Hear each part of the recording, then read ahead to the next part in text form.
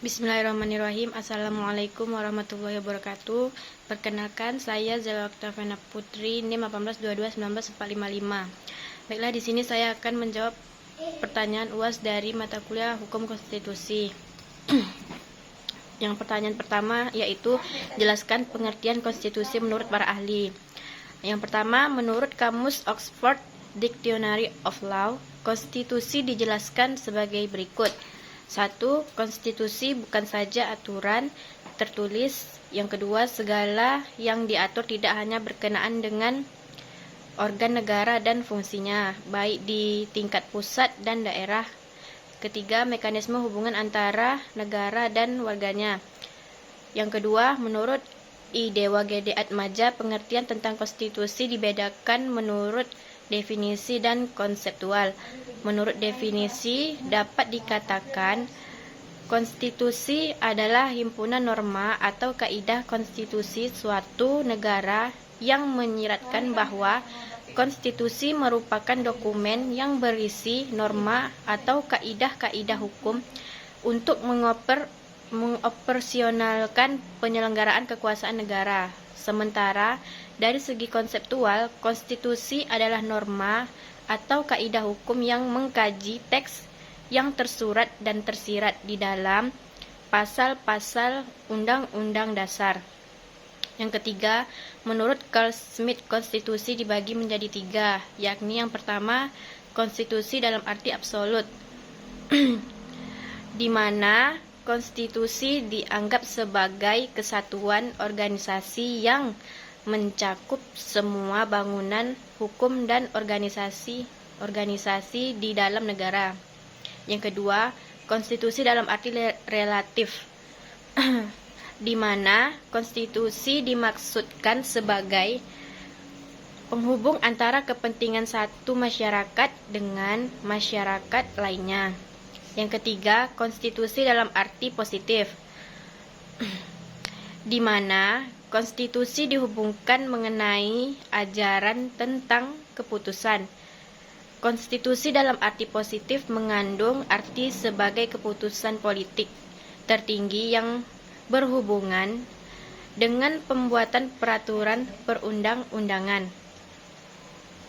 Yang keempat, menurut Kenneth Clinton Ware, konstitusi digunakan dalam 2 pengertian, yakni yang pertama, digunakan untuk menggambarkan keseluruhan sistem ketatanegaraan suatu negara, kumpulan berbagai peraturan yang membentuk dan mengatur atau mengarahkan pemerintahan. Yang kedua, konstitusi digunakan dalam pengertian yang lebih sempit yang digunakan untuk menggambarkan kumpulan peraturan yang biasanya dihimpun dalam satu dokumen atau dalam beberapa dokumen yang berkaitan erat. Matilah. Yang kelima, menurut Ferdinand Lassalle, konstitusi terbagi dalam 2 pengertian, yakni pengertian sosiologis dan yuridis. Yang dalam pengertian sosiologis atau politis, konstitusi diartikan sebagai sintesis faktor-faktor kekuatan real yang menggambarkan hubungan antara kekuasaan yang terdapat dengan nyata dalam suatu negara. Terus yang kedua, dalam pengertian yuridis, konstitusi adalah suatu naskah yang memuat semua bangunan negara dan sendi-sendi pemerintahan. Terus soal nomor 2, sebutkan tentang Piagam Madinah sebagai konstitusi. Jawabannya, Piagam Madinah atau Konstitusi Madinah dapat juga disebut sebagai konstitusi suatu negara sebab Piagam Madinah telah memuat prinsip-prinsip minimal suatu pemerintahan yang bersifat fundamental. Sebab ia adalah dokumen perjanjian antara masyarakat Madinah yang terdiri dari muhajirin, ansor, Yahudi dan sekutunya bersama Nabi Muhammad SAW yang menjamin hak-hak mereka, menetapkan kewajiban-kewajiban mereka dan menurut prinsip-prinsip pemerintahan yang bersifat fundamental, yang mengikat untuk mengatur pemerintahan di bawah pimpinan Muhammad SAW. Soal nomor 3, jelaskan klasifikasi konstitusi. Jawabannya, menurut salah seorang ahli konstitusi dari Inggris, yaitu K.C. Ware, mengklasifikasikan konstitusi sebanyak 5 macam. Yang pertama, konstitusi tertulis dan konstitusi tidak tertulis. Yang kedua, konstitusi fleksibel dan konstitusi rigid. Yang ketiga, konstitusi derajat tinggi dan konstitusi tidak derajat tinggi.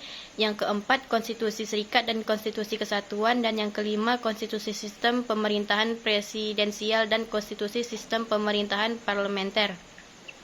Soal nomor 4, jelaskan bentuk negara. Jawabannya, bentuk negara adalah merupakan batas antara peninjauan secara sosiologis dan peninjauan secara yuridis mengenai negara.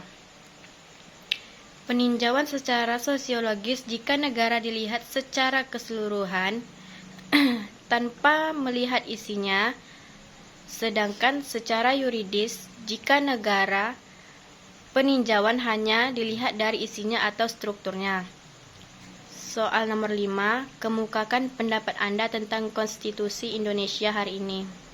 Jawabannya, secara umum terdapat 2 macam konstitusi, yaitu yang pertama, konstitusi tertulis dan konstitusi tidak tertulis. Menurut pendapat saya, sebuah konstitusi suatu negara pada hakikatnya merupakan hukum dasar tertinggi yang memuat hal-hal mengenai penyelenggaraan negara. Karenanya, suatu konstitusi harus memiliki sifat yang lebih stabil daripada produk hukum lainnya. Terlebih lagi, jika jiwa dan semangat pelaksanaan penyelenggaraan negara juga diatur dalam konstitusi sehingga perubahan suatu konstitusi dapat membawa perubahan yang besar terhadap sistem penyelenggaraan negara. Bisa jadi suatu negara yang demokratis berubah menjadi otoriter karena terjadi perubahan dalam konstitusinya. Ada kalanya keinginan rakyat untuk mengadakan perubahan konstitusi merupakan suatu hal yang tidak dapat dihindari. Hal ini terjadi apabila mekanisme penyelenggaraan negara yang diatur dalam konstitusi yang berlaku dirasakan sudah tidak lagi sesuai dengan aspirasi rakyat.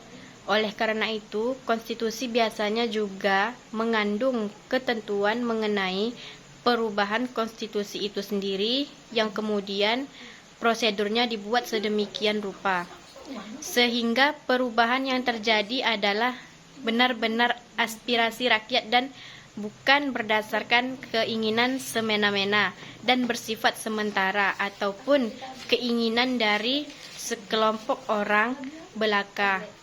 Baiklah, sekian dari saya. Itu saja jawaban dari saya. Apabila terdapat banyak kesalahan dan kekurangan mohon dimaafkan.